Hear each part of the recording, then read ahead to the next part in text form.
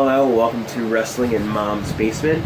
This is the NXT review for June 20th, 2018. This is also probably going to be the review for TLC 2009 on our retro review. I, of course, am Patrick Young. This guy to my right wants to know it's Vader time. Joe Benito. Rest in peace to Vader. Yes. As usually is the case with the post-takeover episodes of NXT, they just recapped the events Saturday night while William and Bales taped earlier that night. The Mighty former No 6-1 spent weeks introducing fans to a new attitude. Now heel Shane and Nick put the tag team division on notice by defeating Hamstring the Street Profits. And Wednesday they battled unstoppable Four Stones, the War Raiders. Will Shane and Nick square upset, or did Hanson and Rover turn on victory? And then confident Bianca Belair took exception to Kathy Kelly and Dakota Kai a week ago, and Wednesday they saw the differences in a nice search bout where Bianca Belair defeated Dakota Kai. Oh, we're starting already. Alright. Yeah, I really did like the Bianca and Dakota match. I like seeing Dakota get a little bit more time to show off what she could do, and I liked it for the same reason for Bianca. I kind of wanted the hair whip, but that's just my personal preference. The match was more than fun and showcased off both women pretty well. This was the kind of match that put over the hard Dakota and the not-so-silent confidence of Bianca. Both women are going to be huge stars to bring the not-so-distant future, but Bianca has that special star or that race. This genuine excitement for her future. She's strong, athletic, charismatic, understands the character work portion of her performance more than anyone with as limited experience as she has. Yeah. Dakota will be just fine despite the loss. Bianca, she's going to do a whole new. She's going to do a whole new level in WWE when the time is right. I think she's right for the main roster. Oh yeah. I agree. I mean, Bianca's been in NXT for like almost a decade now. I think it's been like 2 years. Yeah, well, she's right. And the main event, War Raiders defeated the Mighty. Essentially, it was probably a little bit more of a glorified squash. The Mighty, I thought the match was very good. I thought it showcased the War Raiders off very, very well. However, I'm not sure if I would have given that one to the Mighty. I think right now it's kind of short-sighted where the Mighty could have easily been a future match on a takeover or even a big NXT episode. I think that they could have easily given them a good fight. So that's sort of my negative about it, but I thought the match was very solid. It is somewhat confusing as to why management will go ahead with a heel turn and then rebranding Team 6-1 as the Mighty, and then have the team lose its first match under the new moniker. Yeah. That and Shane and Nick were not even really that competitive against the War Raiders. Doesn't know favors. Hanson are on the poised to win championship goal as soon as they get the opportunity. And putting them over strong and definitely the family only helps them garner credibility ahead of that moment. Botch of the week. Botch of the week. Yeah, pause it. Yeah. Alright, sorry for that little slight edit. We do have our picks now. Mm-hmm. For Botch of the week for me, it is Sasha Bailey's heel turn / breakup part 2. The feud's literally just been botched for about 2 years, and this just came to like a head. Probably because so far it's been its most dramatic confrontation between the two, and it's pretty much long after I think anyone actually cares for this split to happen. I think everyone's given up on the feud. She threw salami on her. But that doesn't. And the other things were like Roman and Bobby, which it's pretty much a promo that. Where Roman beat himself been losing to himself for 3 years. He's been jacking off for 3 years. Yeah. But yeah, it's not out of the normal for them to just have a terrible promo from Roman or Lashley at this point. and then destroying the Revival is like their favorite thing to do. And then Corbin, if they continue his push, I'll be more than okay with him being a thing. But yeah, I think this one has had a long-lasting effect. Okay. It should have happened a while ago. Okay, I'll leave Corbin out, nice. But I'll put a nice bow on what you said about everything else for my boss of the week. I'll wrap it up. I'll take out Elias's performance, hopefully at least somewhere it won't. And I'll take out the B-Team impersonation and the Delirium Girls.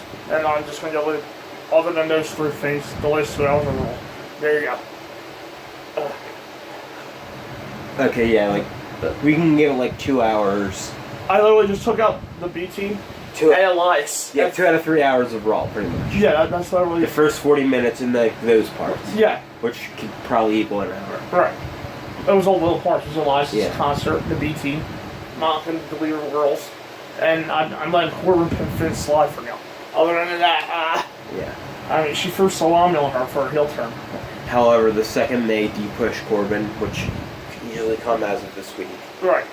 It's a bad idea. Then Beal, don't forget Beal yelling at the statue. That is included. Yes. Yeah, and Beal, and they split it up into 3 parts. Because if they didn't try and make it major because the fans wanted to see it. But if that was a heel turn. 2016. If that was a heel turn, she threw salami on her. And solo cups. That was the best they had for a heel turn. Yep. That's exactly the best they had. So, yeah, but you can't.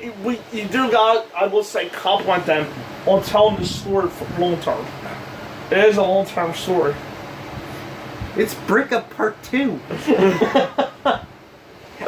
I'm not even sure if I can consider it a breakup because I'm not even sure if they were actually together. I don't know. They haven't been together for the last few weeks. Yeah, they fought each other like right before Mania. And Bayley eliminated her at Mania, and then they like slowly but surely came back together, in like a stop-start kind of way. Well, if they just made Robo Machine until like 2 weeks ago, where Bayley helped them win the match, and then Constance Corbin overturned the match, and then she got mad at Bayley again until this week, where she was like, "All right, I'll be your friend," and then she got her ass kicked by Ruby Riot Squad, which is hard to know. Yeah. If they would have just made the Royal Championship match at WrestleMania, that match, all would have been fine. Mm-hmm. But they wanted to go the Blood route. So now what you're stuck with is this convoluted, nobody gives a damn storyline, and Alexa and Nia for the 3rd time on pay-per-view this year. That's what you're stuck with now. Bayley and Sasha fight over nothing. And Alexa and Nia fight in Redeem for the championship. Hey, I knew Alexa was going to regain the belt at some point. Yeah, I know. We might as well get it out of the way now. I was 2 months off. Yeah. And I'm going to make a prediction for a Street Rules 4 weeks early. Alexa can take. Oh yeah. So, I absolutely agree. Alexa's the opponent for Ronda going into this episode. Maybe they make a triple threat and Ruby Riott can take it from Alexa and beat both Alexa and Nia, and then we can get Ronda and Ruby. Because if anybody deserves a spotlight at SummerSlam, it is Ruby. Sorry. Okay. She's been carrying the damn Royal Women's division anyway, but no, we got the better version of Kelly as the Royal Women's champ, and the worse version of Kelly as the SmackDown Women's champ. Alright, let's put a ribbon on these weekly show reviews. Well, my match of the week, we went on for like 5 minutes. Well, I had to let my feelings out. Match of the week? Gauntlet. The Gauntlet, yes. Show of the week. Show of the week for me... SmackDown. SmackDown. I was gonna say it. Yeah, when you have like the last hour be that Gauntlet, yeah, you're pretty much winning. So. Just like Raw when they had the Gauntlet. That was because it took up 2 hours out of 3, not 1 of 3. Well, hey, they could book a solid hour. They just have to have wrestling through the first 2. Right, that's why that won. It's because it was 2 out of 3. Exactly. Or an hour and a half of 3. That way they only have to book like 1 hour. So, moving on to Tables on Chairs 2009. So plays on December 13, 2009 in the AT&T Center in San Antonio, Texas. Attendance 226. Commentators for the event: Jerry Lowell, Michael Cole, and Matt Striker. This is a show about violence. As we have 4 gimmick matches: a ladder match, a table match, a chair match, and a combo plier with a TLC match. But no blood. Right. That's a Oh no, I have a bloody pay-per-view. Oh yeah, you do. And no, not just on the I Quit match between Magnum and Tully. Yeah, we'll get into that one. Yeah, this is a pretty weekly card on paper, but I actually did have a lot of fun with this show. That being said, the video is all about going for all those weapons. Oddly enough, just before this, cheer shots to the head are no longer legal in our laws policy. This was the night it went into effect. Right before this pay-per-view aired. Right before. It's all about irony. The set is cool as their ladder hanging from the ceiling. ECW title to kick for his old Shawn Benjamin versus Christian. This is a ladder match. During the build, I got to the point where I thought Shelton would have been winning here. And we have the 3-man commentary team, if I forgot to mention, the commentators are Jerry, Michael, and Matt Striker. Yes, you did. Okay. Christian gets a solid pop, and there were ladders everywhere here. And why in the world would you ask Jerry Lowell about his strategy for a ladder match? Because he's never been in one. Up until at this point. Yeah. He would be in one in like 2011 or 12. 2005. 2010. You're right. Cole was a little better here saying King up double questions, which this time our King Cole sucked. The ECW title has never changed in Texas, they said. Could be because ECW didn't go to Texas that much, but whatever. We hit the floor with Christian. If at all. Alright, so Christian gets the big ladder, and that doesn't work, so there we are. He's in the room with ladder first, and Shelton is safe.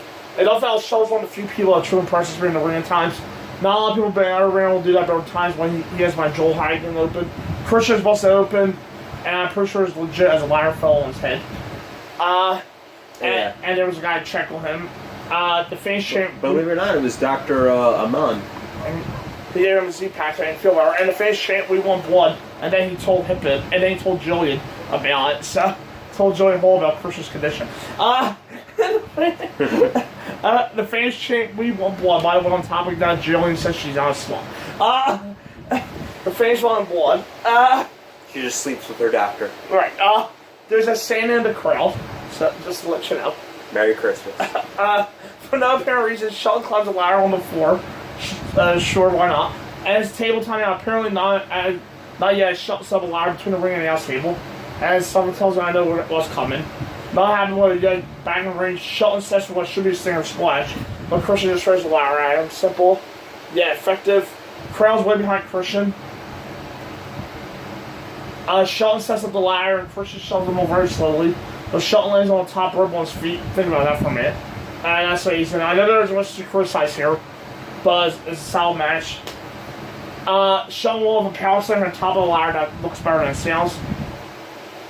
Shelton does the Jeff Hardy spot where he hangs from the belt. Mm-hmm. And Striker apparently fell into that stupid and won. Why not just on with the thing?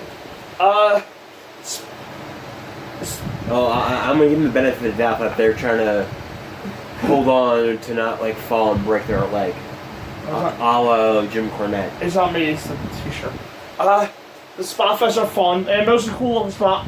Shelton does that slingshot flip into a powerbomb, but Christian rushes into her Hurrah. Nicely done, but slightly botched is understandable given the move they were trying to do. And now we get to the ladder, and they sub-blast the table earlier. Shelton's trying to German suplex Christian through the ladder by his block, and Shelton lands on it. Christian dive through and the ladder breaks. Has nothing from the Jeff Edge version of the leg drop for the ladder. But still not bad out. The crowd, for some reason, wasn't into the spot as clearly I want them to be. Yeah, it's the match show. Yeah. I thought that. Well, I think this is my match of the night. I just felt like this was more what I expect out of a ladder match. just a lot of new ideas going into these matches, different spots.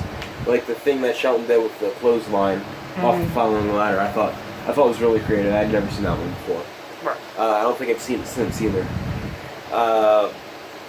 But for me, what takes away is that the pausing for the blood, when the cut wasn't all that deep. No. It wasn't that serious. And also, it was a little bit botchy, just a little bit clumsy in some spots. I did like that they went for just new things. So I really do like this match. It's just some things take away from it. Yeah, Till's spot first, but it was fun. It was just that epic spot, though, to make it legendary, though. Yeah. Still, though, perfect choice for Uber, and did exactly what it's supposed to do. Get the crowd into the show. For an entertaining match. I gave it a B+. B+. We recapped DX versus Chris Jericho from Merle, where it showed DX with ease, and Jericho actually pinned Triple H. Can't say that too many times. Intercontinental, Drew McIntyre versus John Morrison. McIntyre was a lot more bland here than he is now. Yes. He doesn't have his sweet entrance yet either. Music. Yeah, he doesn't have Broken Dreams. Morrison. It's some generic rock tune. Morrison gets the pre-teen girl pop. He did. Right. Me included on that. The slow-mo entrance is cool, and no matter what people say there, Striker says it's been 20 years since there has been a new IC champion in Texas. That's so wrong. I don't know where to start. We'll ignore Ray at Mania 25, right? Yep. In the same. Drew has dominated every part of the match so far, which is expected. This is far more traditional match than the previous one, which calls his Leslie's pace. So the McIntyre hits in reverse Alabama slam. I like that. Striker calls it an Alabama jam, which was Bobby Eaton's top rope blade drop, so that's just wrong. We're on the 4 now, as this has been a pretty decent match. Starship Pain contest. Cole and Striker actually aren't sure if it did or not. That's not a good sign at all. Drew's foot is under the... They were trying to play it off, I guess, but Morrison never fully connected that move in WWE. Drew's foot is under the rope, though, so there you are. Striker sliced the official's handbook. I want to read that someday. Could be fun. Drew has a foreign object, which makes sense for him in a double arm DT as Morrison's ring.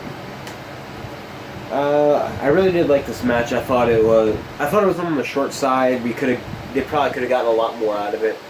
But again, for what it was, I thought it was pretty good. I thought it showed off nicely a young McIntyre. He wouldn't be what he is now. But still, I thought he had very solid offense in there. And Morrison, I think, played the face in peril nicely to complement McIntyre. Yeah, solid stuff here. I like McIntyre more because of this match. As Morrison looked good and lost, which is really nice of him. I like the double arm DDT as his Foley's move, so that makes it awesome. Foley had the best one, so there. Actually, I'm actually willing to say Drew's might be the best one. Drew's is the best one, but Foley had it first. That's why I say awesome. He's not going to use it as much now, though, because of Dean and Dirty Deeds. Right. Which is Drew's. Morrison will be in the main event in 2 months, so one more thing for. Yeah. On a show, I believe we did a review. Or we didn't review yet, but we reviewed Elimination Chamber 2010? Yeah. Yeah, okay, yeah. I think so, yeah. Quick question. Cole says this is his first major singles title. No, wants a minor singles title. Alright. There was a promo for the Slammies. That show sucked. Slammies 2009. Yep. Vince congratulates Drew, but Josh and Ruff and Vince leaves. Okay, then. Drew says it was inevitable. Sheamus shows up and says that, hey, I was impressive, but he's going to win too. SmackDown Women's title. Mickie James versus Michelle McCool. I think the Mickie James were just start. I like that. We were actually there when it started, too. That's right, yeah. I like that angle, actually. Michelle... Michelle didn't look as good as Mickie here. But she still looked decent. For you lookers. For people that are just lookers. We get the Mickie James skit to Hammer His Home. And Layla looked good, too. lower All points. three women look fantastic. Lower points on the obvious that Mickey James is hot. Michelle has the crosses on her outfit, and Striker says she should be in the Hall of Fame. Okay. I'm willing to give that argument now. So. Yeah, I'm not sure for the crosses though. We're starting down from a 4 to the ring. It's weird as sounds. This isn't that much at all as it was your standard TV women's match from back then. Yeah. They say the real name of the bash, calling it the Great American version of it. It was kind of boring match at this point too. And then we went to the 4.